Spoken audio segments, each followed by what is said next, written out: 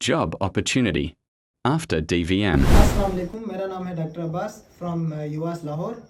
And आज जो हमारा टॉपिक है वो एक बहुत ही इंपॉर्टेंट क्वेश्चन है कि डीवीएम के बाद स्कोप क्या है। ठीक है, बहुत सारे हमारे जूनियर्स जब यूनिवर्सिटी में एडमिशन लेते हैं तो उनके दिमाग में एक सवाल होता है कि हमारा स्कोप क्या है, हम डीवीएम के बाद करेंगे क्या। और जो अभी एडमिशन लेना चाह रहे हैं ये डीवीएम में, उनके दिमाग में भी यही होता है। जो एफएससी के बाद उनके दिमाग में ये क्वेश्चन उठता है कि अगर हम डीवीएम करें तो उसके बाद क्या स्कोप है, हम किस किस फील्ड में जा सकते हैं। तो आज हम ये डिस्कस करेंगे और कौन सा फील्ड आपके लिए ज़्यादा बेहतर है, किस फील्ड में आपके लिए ज़्यादा अपॉर्चुनिटीज़ हैं, जॉब अपॉर्चुनिटीज़, बिजनेस अपॉर्चुनिटीज़, ये सारी चीज़ें आप हम इस वीडियो में आज हम डिस्कस करेंगे।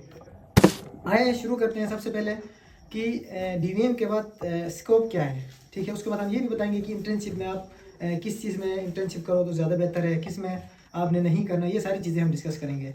तो डीवीएम के बाद जो सबसे जो ज़्यादा फेमस जो स्कोप है वो पोल्ट्री इंडस्ट्री है। पोल्ट्री इंडस्ट्री पाकिस्तान में बहुत बड़ी इंडस्ट्री है निस्बतन डेयरी और उसके क्योंकि डेयरी अभी डेवलप कर रही है, लेकिन जो पोल्ट्री है वो ऑलरेडी डेवलप्ड है, करोड़ों का इधर कारोबार है, बिजनेस है।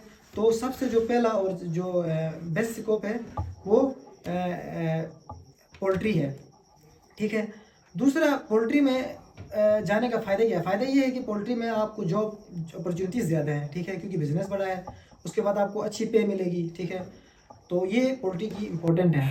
और जो हमारे पास है दूसरा हमारा जो डीवीएम के बाद जो हमारा फील्ड है वो है डेयरी।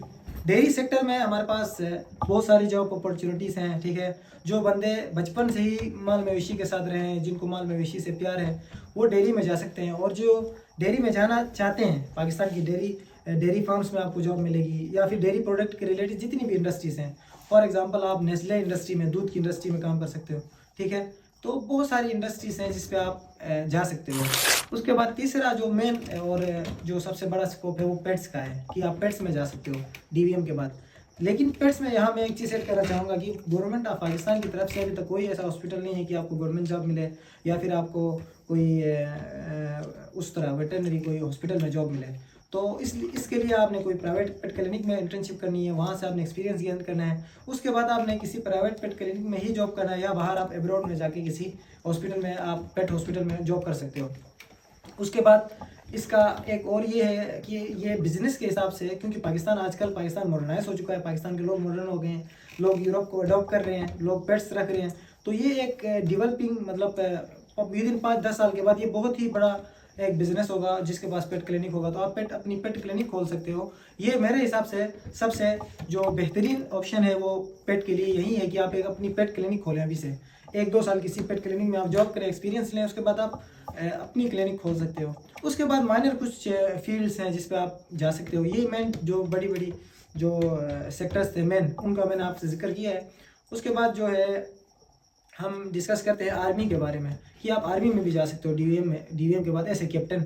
इसके लिए कुछ शराइत हैं आर्मी ने रखी हुई हैं कि आपके पूरी डिग्री में किसी सब्जेक्ट में आपका डी नहीं होना चाहिए।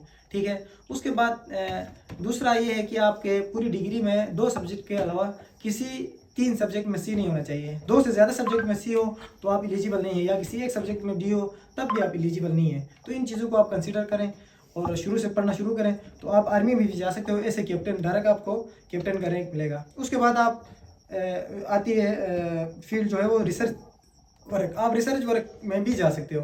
रिसर्च वर्क में क्या है, फॉर एग्जांपल आप किसी स्कॉलरशिप के थ्रू बाहर मुल्क में जाते हो और आप वहाँ से स्कॉलरशिप गेन करते हो और वहाँ लैब वर्क करते हो, आप रिसर्च करते हो, पीएचडी, एमफिल जो भी है वो रिसर्च की तरफ भी आप जा सकते हो। ये भी एक बहुत बड़ा फील्ड, आप अपना रिसर्च आर्टिकल शाये करें।